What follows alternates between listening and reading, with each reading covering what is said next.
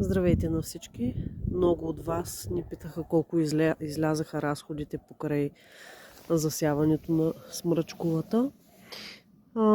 Ще започна с това, че първото нещо, което направихме е да се свържем с експертите. Съответно, те ни питаха за киселеността на почвата. Това е нещо много важно. Условията, които имате вие, където мислите да отглеждате смръчкули, трябва първо да се комуникират с самите експерти, за да се види дали става самата почва за засаждане на смръчкула. Нашата почва измерихме киселеността. Да, добре беше, според това, което изисква за смръчкулите. След което фрезовахме мястото, поръчахме тази оранжерия. Пак ще ви покажа, както и в първа или втора серия, не помня, фирмата, която ни достави оранжерията. Значи сумата на самата оранжерия е около 1700 евро. Ние поръчахме миналата година, август месец, беше около 3200 лева с експресна доставка. Оранжерията е широка 4 метра, дълга е 20 метра. Това ни беше сумата, която платихме за оранжерията. Направихме с две врати, горе една, долу една и два прозореца. Тук е единия прозорец. Казаха ни, че е хубаво да са диагонално разположени. Там долу е другия прозорец.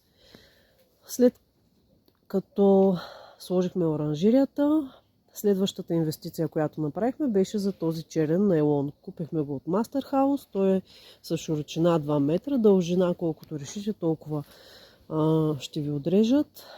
Не мога да се сетя колко струваше. Може би 60 лева ли платих миналата година. Нямам спомен. Следващата инвестиция, която направихме, беше за тази засенчваща мрежа. 80% засенчваща мрежа трябва да се сложи и я взехме 4 метра широчина, но според мен 5 или 6 метра може би ще върши по-добра работа. Намерих фирма от Пловдив, която ми предложи цена от 85 евро за тази засенчваща мрежа, широка 4 метра, дълга 22 метра. Цената ме устрои и я закупихме. Следващото нещо, което направихме като инвестиция, са ето тези арматурки. Лехата е широка 1 метър, а арматурата изчислихме, че трябва да е около 1,80 м широчина. Арматурни пръчки. Ето тук виждате. Самата арматурна пръчка я огънахме да може да има около 20 см, които влизат отляво и отдясно вътре в земята. И ето каквито нейлчета се получиха. Значи поръчахме 80 арматурни пръчки от арматурен двор. Нарязаха ги на 1,80 м и платихме около 36 евро, мисля, че беше сумата.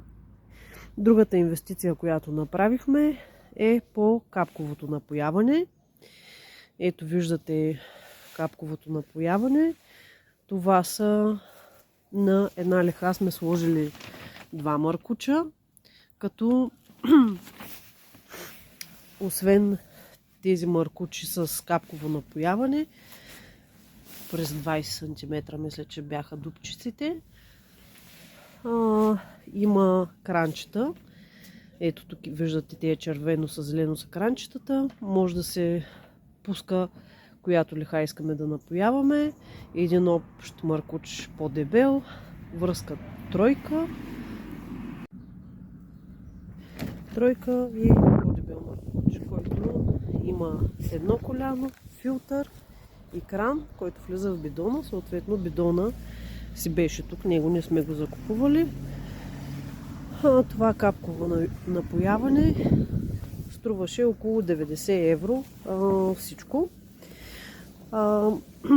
Нещо много важно, пропуснах, най-важното може би, сумата за мицела миналата година някъде около 800 лева за 100 квадрата сме платили, като тези цени са единствено капковото напояване е от тази година и засенчващата мрежа. Всичко останало сме го взели още миналата година, от април до края на годината. Така че цените сега в момента най-вероятно са други.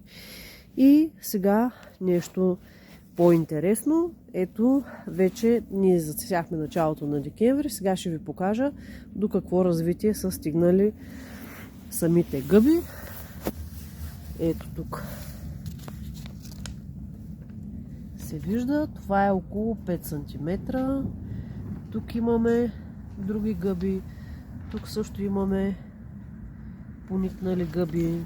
Ето там има гъби. Трябва да се следи влажността на почвата.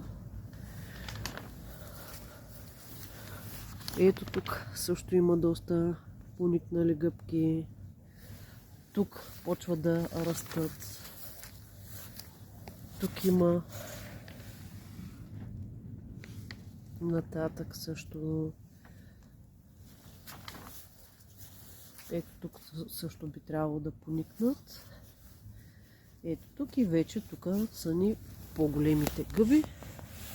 Ето тази, която я следим още от самото начало. Тя вече може би е около 7 см. До нея има още и виждате в далечината още и още гъби растат. Надявам се условията да са все така благоприятни и да берем гъби.